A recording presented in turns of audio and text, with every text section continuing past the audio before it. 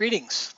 Um, I'm Bill Waters, and I'm here tonight because I am happy to hear about college level or high school peer mediators that are interested in working and developing their skills. I was a college mediator, and I have a great deal of respect for folks who do the work. And over the years, I've developed some materials that I think are useful for people who are wanting to learn about them. So I'm just going to share a few of those in this brief presentation. The focus of the session tonight is going to be Conflict Management in Higher Education Resource Center that I developed from a grant I got way back in 2000, October of 2000, which is a long time ago in internet years.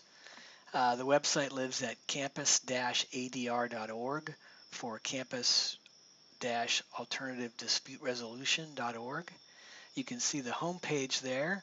It looks like where I went to undergraduate college, University of California, Santa Cruz.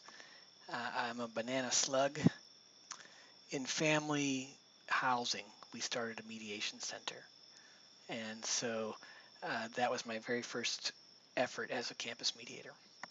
Well, what I want to tell you about tonight is just some resources that we've got. I'm going to take us to the skill training complex. So you can see the red oval there. And we're going to take a look at the different buildings have different resources. We're going to look at the role play and case study collection, which provides us with a number of simulations that you can practice with if you're doing your online mediation work. You can see the web address there. When you go to the role play collection, you can either just hit search and it'll show you all the ones in the collection, or you can filter it down by looking for words in the title or choosing roles. If you want a case that involves a staff person on campus, you can select that, or you can check the descriptive text of the case and search it that way. You're going to get a result of a particular case. I've selected the details for a case, and you can see here this case is called Borrowed and Busted, and it's a student versus a student case. And you have a mediator case overview that provides a little bit of a background on the case, but doesn't give away all the details to the mediator. And then you also, as you scroll down, you have disputant A and disputant B scripts that have the same overview and then their personal perspective on the thing. So what you would do would be you would print out that page and then cut it up and give separate sections to each participant, or you would copy and paste it perhaps into an email to the different disputants that are involved and do it that way. If you go back to the campus resource center, I also want to tell you about the conflict resolution. There's a section of the site called the Services Center, and this is for folks who are maybe a little bit more ambitious and are interested in helping to develop programming on their campus or expand what's already there.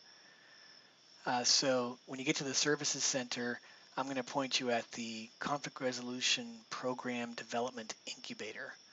Now, some of these materials are quite old, so I'll bet you'll find a dead link or two in here, but hopefully you're brave enough to continue. This page shows some of the things that I think are useful when you're building programs. I've had the luck to build 4 different programs on college campuses over my career, and so the section Philosophical Foundations you can see there looks at some of the reasons why it makes sense.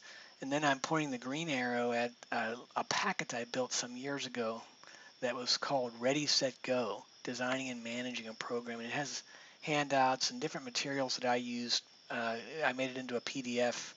I used to give it out at workshops. So you might find some of that interesting.